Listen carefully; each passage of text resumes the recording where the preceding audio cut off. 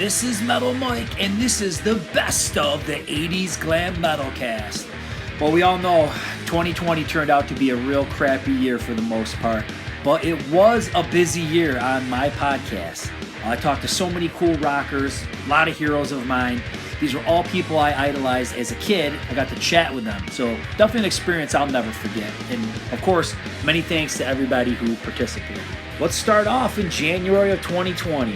The year, was starting off with a lot of promise. A lot of artists had different things that they were planning to do. I would always start off those first interviews of the year with this. So, what do you have planned for 2020?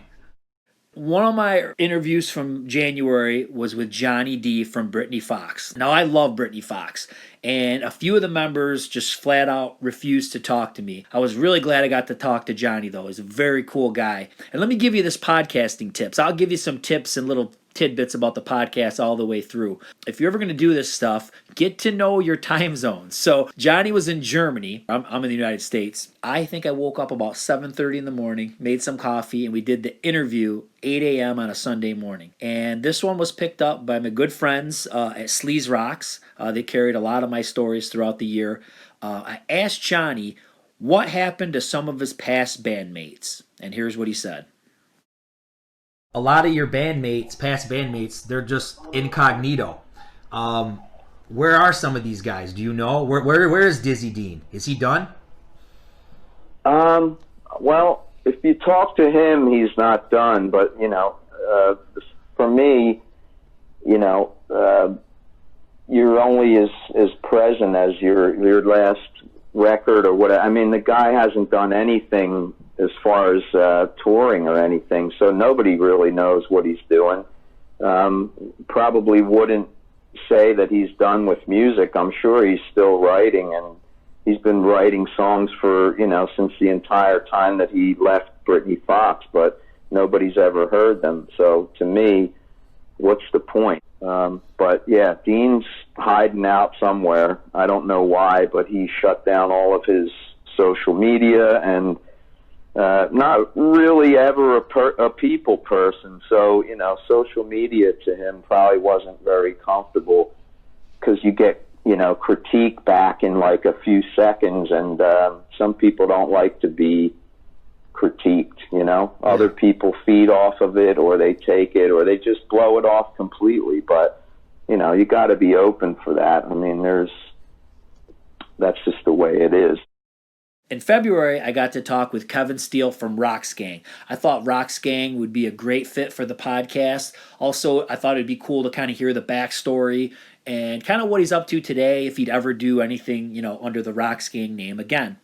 One cool little tidbit we'll throw in before we get into Rox Gang is there is a podcast chart, okay? So there's charts. It's called Chartable, and it's for podcasts, especially ones that are on Apple Music. One cool thing that I was noticed that would happen throughout the year is that I would chart on different charts in different countries. I'll be completely honest, never charted very high in the United States or Canada, but there were times where I'd hit the very, very top or top 10 of charts in countries like Singapore, Finland, Norway, South Korea, and it's just crazy because here I am, just this guy doing a podcast, talking about music, and people all over the world have heard it, and it is a pretty crazy thought. Well, let's go back to Kevin Steele. I think anytime when you're doing an interview with somebody, it's almost like a pitch, right? You're throwing out the pitch. There's certain questions. It's not that you're trying to get somebody to say something crazy or make themselves look bad, but you throw the pitch, and either they're going to bunt it, strike out, or hit it out in a home run in left field or something like that. And that's kind of what happened with this one. It was getting to be a pretty long interview, and we're getting toward the end.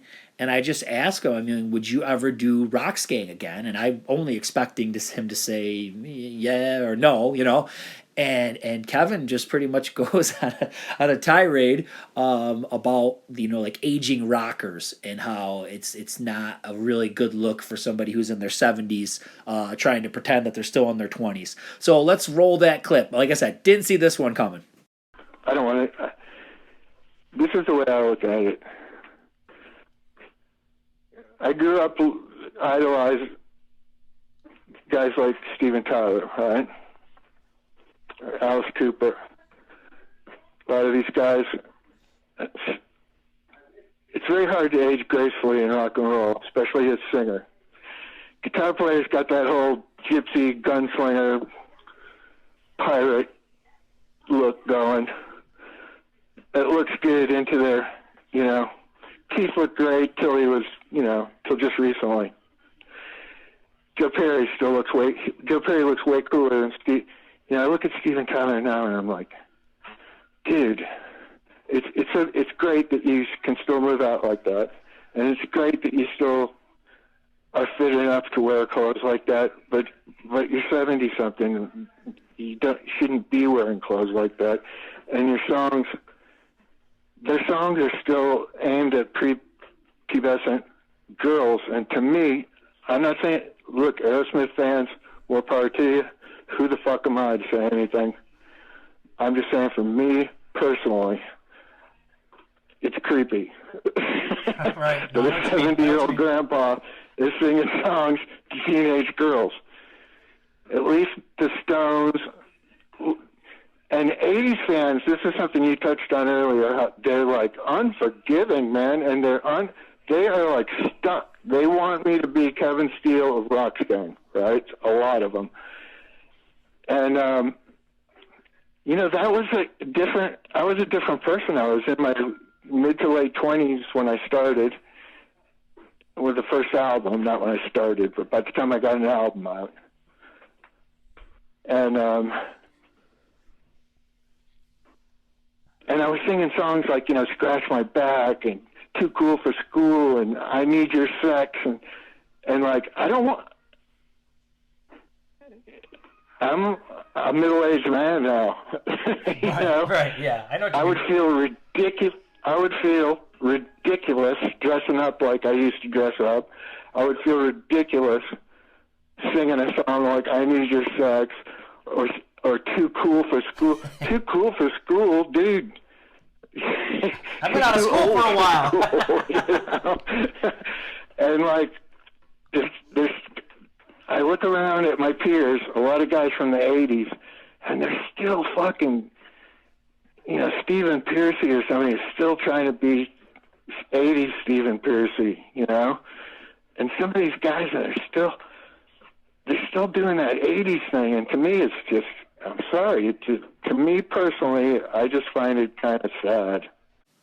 Now, one of my biggest interviews came in March, and it was with Joe Lynn Turner. This was one where I kept knocking at the door. I kept asking his management for an interview. Kind of got the runaround. I think eventually they thought, this guy's pretty persistent. Let me see what the questions are. So I had to send the questions. So a lot of back and forth, a lot of roadblocks. And I think my thought was going to be, okay, so, the management, and what's that, to their credit, they don't want to set him up and put him in some kind of bad situation. They're doing their homework. But you wonder, okay, so if the manager is kind of a pain in the neck, is the artist going to be a pain in the neck? And I was kind of, I didn't know what it was going to be like talking with Joe because he's a pretty famous artist. And let me tell you, he was not like that at all. Probably one of the coolest people I ever talked to. He kept calling me Mike, like we were best friends, like we knew each other forever. And when somebody does that, it just makes you feel good, like they actually took the time to know what your name is. I mean, there's been people that didn't say my name. Not that that's rude or anything, but like you tell, he was definitely like a very down-to-earth. I know that's a Rainbow reference, right? But he's a very down-to-earth guy. Very cool guy. Now, this was my biggest interview that I ever have done. On YouTube, I think it had about 8,000 views, which for me is like incredible. And I think Blabbermouth carried this about 2 times, and Brave Words carried it, and Sleaze Rock carried it. All my sites that I submit to carried it. I think once you have a big interview like that, you think that they're all, oh, this is it, man. 8,000 is here. The next one's going to be 9. The next one's going to be 10. It didn't happen that way, but that's cool. A lot of times it is the artist and it is what they say. And what Joe said, I mean, man, a lot of revealing stuff about what he thought about Ritchie Blackmore, what he thought about Yngwie Malmsteen. I'll play the clip that always gets me. He basically talks about how Odyssey era was going to be more like a band. Eric Singer was going to be in the band. And I thought that was mind-boggling for me being a Kiss fan. So let me roll that clip. I thought that was very interesting. And also, you should have been when Yngwie was screaming that he had to be on the cover, screaming that it had to be Elijah, and it's screaming because originally we were supposed to have Bob Daisley on bass and Eric Singer on drums. No way. Okay? Yeah, see, I'm giving you some inside shit here. Whoa, I did not know that. This is exactly what was happening. Oh, yeah. We had meetings with these guys. In fact, I believe Bob played on a track or two, but then Yngwie grabbed the bass and took over and started playing bass. But and there's no better bass player than Bob Daisley. No. Or writer, for that matter. Or writer, because Bob wrote all those great Ozzy songs. That was Bob. From Crazy Train to Mr. Crowley and Over the Mountain and you name it. That was Bob Daisley. and in Rainbow too. He was just amazing. So this was what it was supposed to be. Singer on drums, Daisley, me, and Jens Johansson on the keyboards. And Yngwie freaked out and felt like he was losing control instead of gaining a band and gaining a award-winning, I don't want to call it a super group because, I hate that term, but we were all notable people. And he just turned it down and screamed and yelled and kicked until they gave in. So in April, I got to talk with Tony Harnell, and man, if anybody follows me on Twitter, you guys know I'm a huge TNT fan. I think this one I scored through Twitter, and I think I must have tagged him or commented on something and say, hey, you should come on my podcast. And being a good sport, Tony finally gave in, and he did do it. But I had to knock on that door a few times too. People always ask me, like, how do you get a hold of these people? Well, it's not that hard. I mean, anybody could do it. They all have social media. They all have contact us on their websites, things like that. So, what you do is one comment I always use here in the house that gets people laughing is you have to polish the turd, right? So what you have to do is you have to really build yourself up. You do a write-up about yourself, your accomplishments, who your audience is. For me, as time has gone on, obviously you can mention, hey, I talked to so-and-so, and this site always carries my stories, and blah, blah, blah. The biggest bargaining chip for me is the Twitter account. Now, the Twitter account has 14.5 thousand followers, which, is decent for just a regular person to have that kind of, that amount of followers. Now, one thing, does that equate to views? No. It's very hard to get the 14,000 people that are followers to actually click on videos over on YouTube. You know what? Hey, it's not a bad thing to have, and it's good promotions. But here's my clip talking with Tony.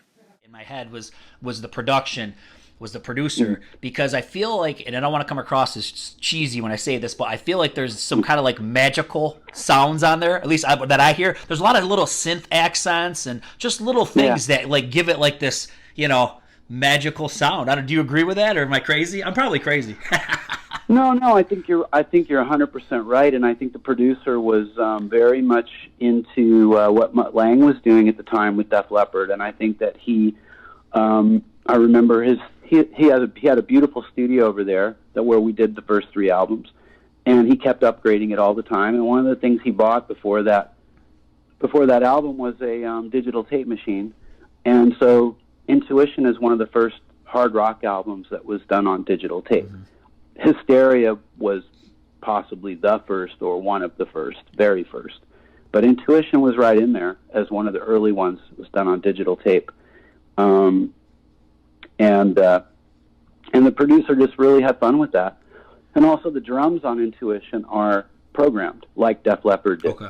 So they aren't actually live played drums. They're programmed drums, and of course we brought in Joe Lynn Turner to sing backing vocals with me, which was a really fun experience. We were both in the studio at the same time with 2 microphones facing each other, and we became really good friends. We actually flew over there together to do the backing vocals. The lead vocals were already done. The album was done. So the whole thing did have sort of a bit of a magic surrounding it. I would agree. Now in May, man, I had a lot of cool interviews in May, and I don't want to shortchange anybody, but the one I had to go with, another one I've been a big fan of for a long time, is Mike Vocera. Mike Vocera obviously was the replacement singer in Loudness. He was in Yngwie Malmsteen. He's done tons of different projects and sang on different things, and I just always really liked his voice and liked the kind of music that he puts out. So for a while I was sending emails, and I wasn't getting anything back. But what happened? He had some stuff going on in his personal life, and he wasn't checking out the email very much or doing any of that. So finally we did connect. This was picked up by my friends at Brave Words and Sleaze Rocks. You'll hear me mention them a lot. They have been such great supporters of the podcast. And even with those, just if you wonder how do you get on those websites, it's easy, but it's hard, right? First, you got to have good content that they would actually want to put on there. And secondly, believe it or not, I have to transcribe each interview. So basically what I do is I've got to, listen to the podcast after it's recorded and edited, and I have to transcribe it and write out all the key parts, and then I forward it off to the emails of these sites. So once again, all these sites have a contact us or send us the news stories, and that's a way to do it with them. I'll play the clip that I thought was kind of interesting. We hear this all the time, but it sounds as though that Loudness's management was not handling their money properly. And they around the Soldier of Fortune album, the money was not being handled properly, and they had to do this kind of cover album. Ultimately ended up being On the Prowl. So pretty interesting point of view. Once again, maybe you guys were in the same boat as me. I liked people like Mike Viscera and Loudness and Yngwie Malmsteen and Manowar and all this stuff, and you just didn't see a ton of it in the magazines. You always read about Poison, you always read about Warrant, you always read about Kiss, but you didn't hear about some of these other bands that much. So the reason why I was doing the podcast was to try to get some of these questions that I had, wanted to get answers on. Definitely another cool thing that came out of the podcast. But here's Mike Viscera. So the thought, I'm assuming, and you can correct me if I'm wrong, but the thought was to break this band big in the U.S., right? And the thing that kind of strikes me weird is there's only one single, and it really wasn't the most commercial song on the album, not even close, and there was no real American tour. So what happened there? Why wasn't there more singles, and why wasn't there a tour in the U.S.? Oh, we were supposed to tour, and we had all it's just more political stuff. The management had been abusing their power for quite some time, and we found out that we were broke after Soldier. Just the management had been overseeing all the finances, and there was just no money to do anything, and it all almost ended. And luckily, we were with Warner Pioneer at the time. It was called. It was Warner Records and Pioneer Records, and they decided that we would. They would let us do another record. They would fund it, and we would just release it in Japan. And then recoup. Then the funds would be flowing, and then we could do another record for the world. But what happened was, as we were doing that record, the label decided they really liked it, and they wanted to release it for the world. So that's why On the Prowl is a little odd, because it originally wasn't supposed to be for the world. It was only for Japan, for that territory. And anything in Japan we would release would be gold and platinum within a couple days. Mm-hmm. So, that's what happened. It just, management, mishandling our funds, and there just wasn't any money. In June, I talked with Steve Blaze from Lillian Axe. This was the second interview. We did one earlier in the year, and we didn't get to finish, so we did a part two. Now, I'm a Lillian Axe freak. I love Lillian Axe. I think they're one of the finest bands to come out of the late 80s. It was just great talk with Steve. He's a super cool guy. I know I could always call him, and he would always help me out with anything I was working on, and that means a lot. When you do this, just to give you the process, you hate to be a pest, but you do have to stone people. You have to send, emails. It's like sales. Anybody out there do sales? They always say you got to ask like 10 people to get, a couple sales. And that's kind of how it is with interview requests. You kind of send them out and people bite or they don't. Once you score the interview, you got to write the questions. You got to come in with some kind of script, because you don't want to get on the phone and get starstruck and be, fumbling around with your words and wasting people's time. You want to have good questions. Just honest questions, things that you want to know the answer to. You record it, you edit it, and yes, there's a lot of editing that has to be done. No offense to anybody that I talk to, but there's dead space, there's there's this, there's that. You want to clean it because the listener, let's face it, today's a person's attention span. I don't like to really go past a half an hour because I know that the attention span of people is very short. And if one little thing could set them off, so you've got to clean it up. Then you got to promote it. I go crazy with I put it on Twitter, I put it on Instagram. I've probably joined 100 different Facebook groups, and I just dump the interviews in these Facebook groups. And let me tell you, the stuff works. You can see it if you go into the analytics on YouTube. You can see where these things come from. I even started posting things on the KISS FAQ board. They've got a couple different sections where you can post things, and I get a lot of feedback out of that. So that's what you got to do. And then obviously I told you got to transcribe it and you've got to send it out to the websites. So I think this one was picked up by Sleaze Rocks. Steve kind of brought up the point about what's going on with some of the past members and if there's a little bit of a rift between some of the original guys. So here it is. As far as band members go and that kind of thing, I think it would be great. I mean, look, I've tried that before in the past. Mm-hmm. When we did the one night in the Temple, the double live acoustic show, the private show that we did, where we filmed the documentary, I invited Johnny Vines to come. Johnny Vines came down, and he sang 2 songs with us. He was the original singer before we got signed. Mm-hmm. He got on stage and did a couple of songs with us. I did invite Ron to come in for that. He declined. Okay. I invited Ron and Darren to come when we got inducted into the Louisiana Music Hall of Fame. I invited them to come down and get an award because they were just everybody that was in the band deserved a part of that special award of being inducted into the Louisiana Music Hall of Fame. Mm-hmm. They declined on coming down for that too, even they were going to get plaques with their name on it. So I mean, I can't control people. Everything's open. Anybody that's ever been a part of this band, from a road crew member to a publicist to a band member, is a part of the band's legacy. That's the way I look at it, and they're always welcome. Nice. But I will not go around begging people, and I will not, I will not be held back by anything like that. I will never look. I could have, if I needed to replace everybody in the band, I would be completely upset. I'd be very bummed out about it, but I wouldn't lay over and give it up. I'm not ever going to do that. No, you shouldn't. Well, July, one person that I got to talk to that I was a real big fan of, always been a fan of Angel, and Punky is a riot, man. He's got a lot of energy. He's definitely a fast talker. And, of course, he had a lot to talk about with KISS. That was great. I mean, that was the stuff I wanted to hear about. I wanted to hear about Angel, but I wanted to hear about the ties to KISS. And in this clip, we'll play a little bit of it. This is when Punky kind of gets the offer from Gene Simmons to join KISS. Hear how that all went down.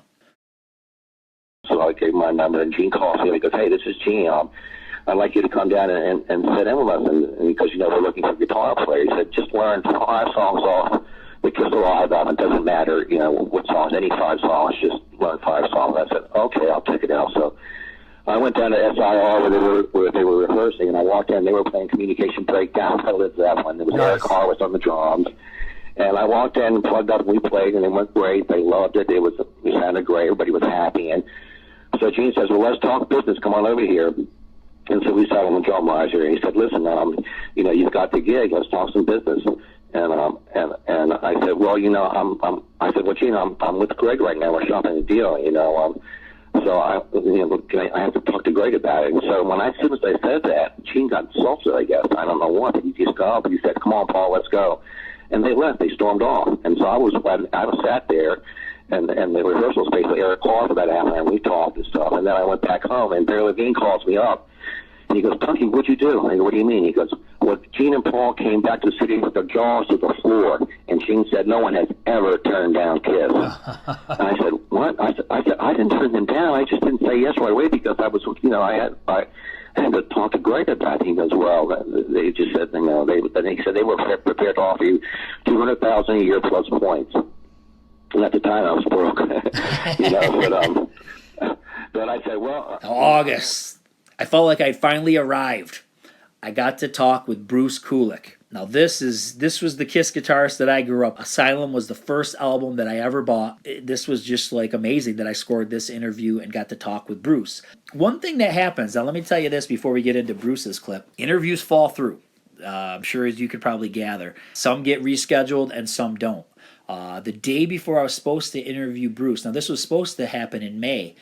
He had messaged me that he had to reschedule, and then I think it was the next day, his brother passed away, which was horrible. I gave him his space, and I know that he needed that. And then eventually we got back together and did the interview. I had an interview scheduled with Dee Snider that fell through because there was a bunch of stuff that was going on with his daughter when she was stuck in Peru, and the interview kind of fell through. Here's the craziest one. Now, I had tasked my wife to try to help me get some interviews. She kind of wasn't having a lot of luck, and finally she scored one with Tom Kiefer. So everything was all set. I was even set to take the day off from work, so I was all set to talk with Tom. And this was right when the tour was being announced. The big tour that he was going to do with Rat and Skid Row and all those guys, the big summer tour they were going to do was basically the answer to the Motley Crue tour that was going on. I can remember it plain as day. I went over to the grocery store that's across from where I work, and I grabbed some Hot Pockets, and I was getting ready to walk out, and I get this call. It was kind of like a weird call, weird number. And I usually don't pick up calls, but for some reason I picked it up, and it's Tom Kiefer. So here I am in the grocery store talking with Tom Kiefer with the thing of Hot Pockets in my hand. And he's like, "Hey, man, I'm ready to do the interview." And I'm like, "Oh." I said, "Well, all my records state that it's tomorrow. The interview's tomorrow." And I guess what happened, ultimately, I was right. The timing was right, and his publicist kind of got the dates mixed up. And he kind of said, "Hey, no worries, man. We'll talk tomorrow," or something like that. The way we're supposed to. And I'm telling you, this, you want to just to kick it up one notch, even get crazier, is that the next day was kind of like March 15th or somewhere in there, the mid-March, when everything started to shut down and everything started going crazy with COVID. And obviously the fate of that tour was, not looking good.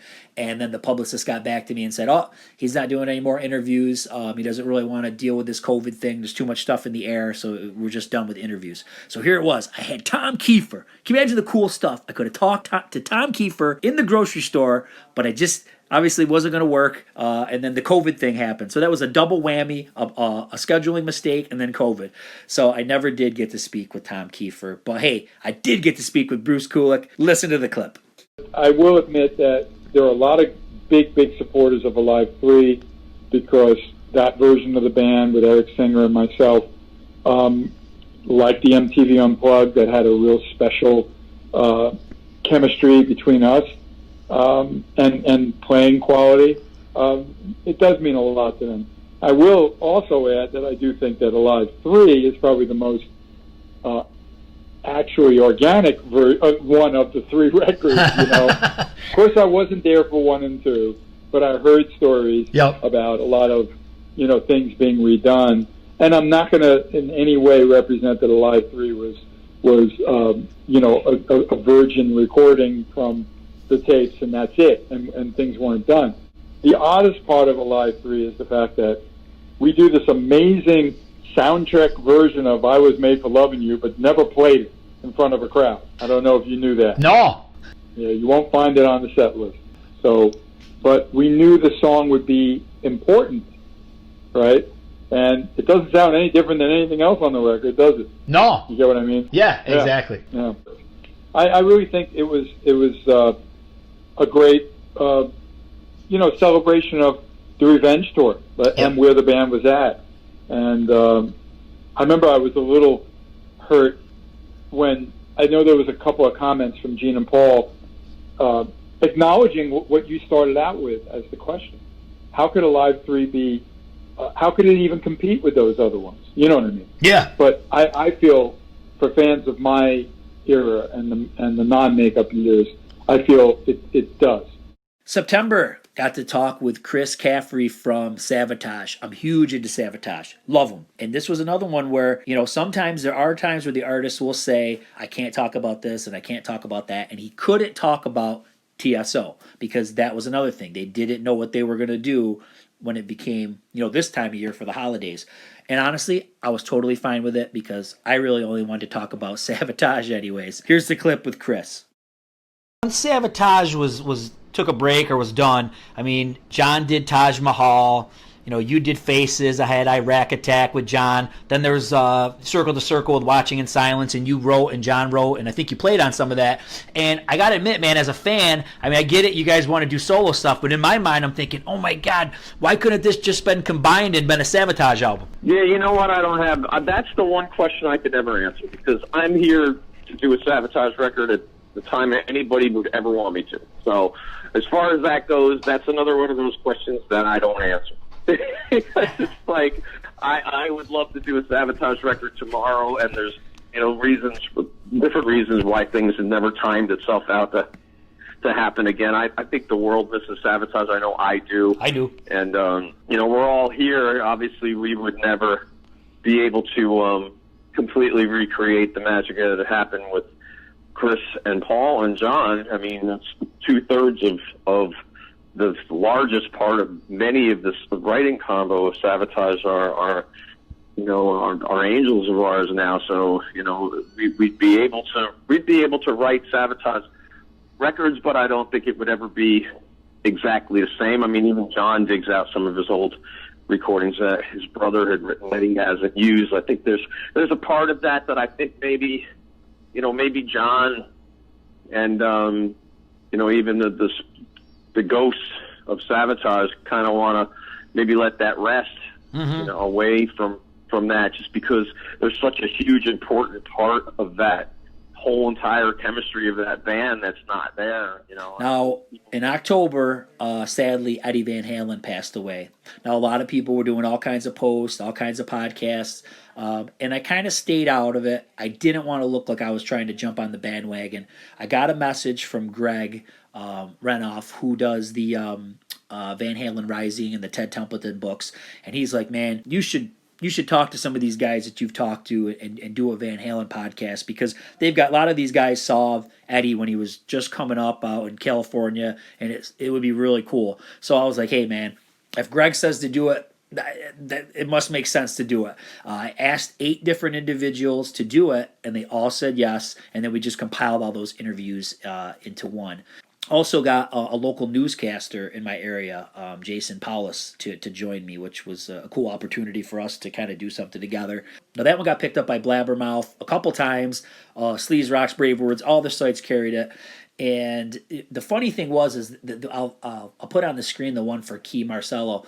They basically, Key made a cool point, and I'll play that clip, but that Eddie kind of brought keyboards out into heavy metal, and of course I think the way it was kind of skewed is to try to make Key look bad, and don't do that, man, because Key's a super cool guy. I like Key so much, he's very cool, but yeah, I think there was basically a bash fest in the comments, because people were trying to say, oh, haven't you ever heard of Deep Purple or heard of this one? Yeah, we get it, keyboards existed in Rainbow and Dio and Deep Purple. Yeah, I get it, but I think what the point Key was trying to make is something that was more prominent in the 80s hard rock side when it comes to, think about, he was trying to say Europe. Would the Final Countdown have existed without Jump? That was the point he was trying to make, and he made it, and he was right. When he introduced keyboards into metal, which was almost not allowed at the time. I remember I saw Masters of Rock at Råsunda in Stockholm. It was Van Halen, AC/DC, and Motley Crue, and when they played Jump from 1984, Eddie played the synth solo. He actually made a choice to play the synth solo, not the guitar solo, and the people were actually booing. That's how sensitive keyboards were in hard rock back in the days. And he totally changed that too. Now, it's really hard to imagine, hard rock bands of that style without keyboards. Especially Europe. When I think of keyboards in hard rock heavy metal, I mean, look no further than the Final Countdown. Exactly. I would go as far as to say that without Jump, there wouldn't have been a Final Countdown. I don't think so. Yeah. I mean, people didn't experiment with keyboards that way. I mean. Actually, when people use keyboard, they used to hide the keyboard player behind the blanket on stage sometimes. I don't even know if you remember those times. It was crazy. It was like if you were using keyboard, you had to be ashamed of it some way. But he totally changed that. Definitely. And then I got to talk with my good friend Bob Nash, and we did a Kiss interview. Now this one was just us blowing off steam, man. We were talking about what we would do if we were given the keys to the Kiss Kingdom, and then we talked about what if this happened, what if that happened, what if Vinnie Vincent was around for the Animalize album, all different stuff like that. And I don't know what it was, but I'm telling you, people loved that one. That was one of the bigger interviews. It got a lot of views. But I was definitely glad to do the tribute for Eddie Van Halen, and like I said, we had a lot of fun with that one episode with Bob. Now in November, hey, when that Kiss thing kind of seemed to work out pretty well, I decided, hey, let's do one on Motley Crue. And you want to talk about time zones, you got to know your time zones when you're talking with somebody in Australia, because I think they're on a different day than you. So you want to talk about something pretty crazy. That's pretty crazy. I talked with Paul Miles. Now, Paul Miles, he is the guy, man. He is like the Crue. He does the chronological Crue. He knows everything about Crue. He was been tasked to write John Corabi's story with John Corabi. And that was exclusive info that came out on the podcast. I was so glad that we were able to be the first one to put that story out there. And that got picked up by a lot of different sites. One thing I've never revealed, why I started the podcast, or what brought me to start the podcast. And it was another podcast. And this is kind of goofy. This is me kind of being goofy and cocky. But I was listening to the Metal Voice, and it was a really cool interview. And I happened to look and to see how many followers Metal Voice had. This was just on Twitter. And for some reason, I was comparing, and I was like, whoa, I got more followers than these guys. Why don't I do a podcast? And it was just something that goofy where I thought, I could do one too. Now, in Metal Voice's defense, I think if you go to like their Facebook and their website, they've got tons and tons and tons of followers, probably way more than I do, and likes, all that kind of stuff. So, but that's just where I got the idea. They were the springboard for the 80's Glam Metalcast. So thank you, Metal Voice. Here's the clip. You got to check out Paul's. He's got an Australian accent. You got to hear this. It sounds great. So ultimately, John gets the gig, and they make an incredible album.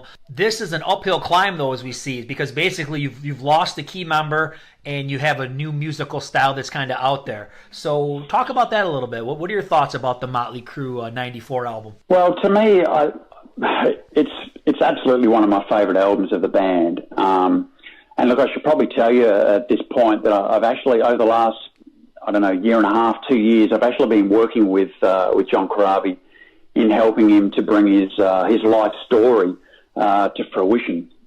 So I'm currently at the point where Crab and I have we finished the manuscript.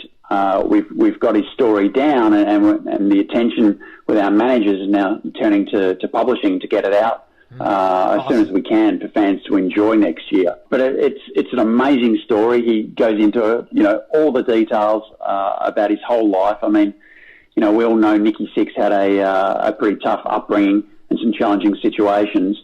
Well, Corabi's certainly got a lot of hardship that he had to overcome. In his life as well. Fans will know a little bit about that from the song Uncle Jack, which talks about his pedophile uncle. But yeah, it's quite an amazing story. So December, wow, we made it through the whole year, and here we are. This was the interview I just did. I got to talk with Robert Fleischman about Vinnie Vincent Invasion. I'm a big Vinnie Vincent Invasion nut. And Robert dished out a lot of cool info. Now, when you think about equipment that you need for a podcast, you don't need a lot. And I'll tell you what, I use two phones. I do one that I talk, one is the call and one records it. And basically I put it through a Bluetooth speaker, and it has two different microphones. I put one up to the speaker, and then I put one, strap it kind of onto my chest. It has little clips.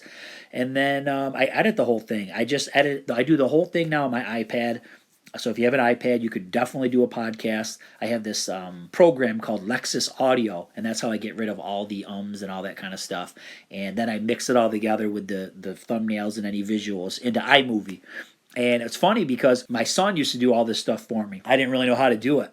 And now I've hey, the old dog can learn new tricks. I actually learned something, and I am able to put together my own podcast. The only thing I don't know how to do is to put it on Anchor. And if you put it on Anchor, that's how you get it on podcast platforms. So that's how you can get it on Spotify, Apple Podcast, all that kind of stuff. So that's the only thing that he has to do for me. I put the rest of this thing all together myself. I write it all, edit it all, upload it to YouTube. So hey, come a long way since my humble beginnings. Here's the clip with Robert. Now I got to ask you about this. One thing, obviously, that's very also bombastic about Vinnie Vincent Invasion is the look of the guys in the band.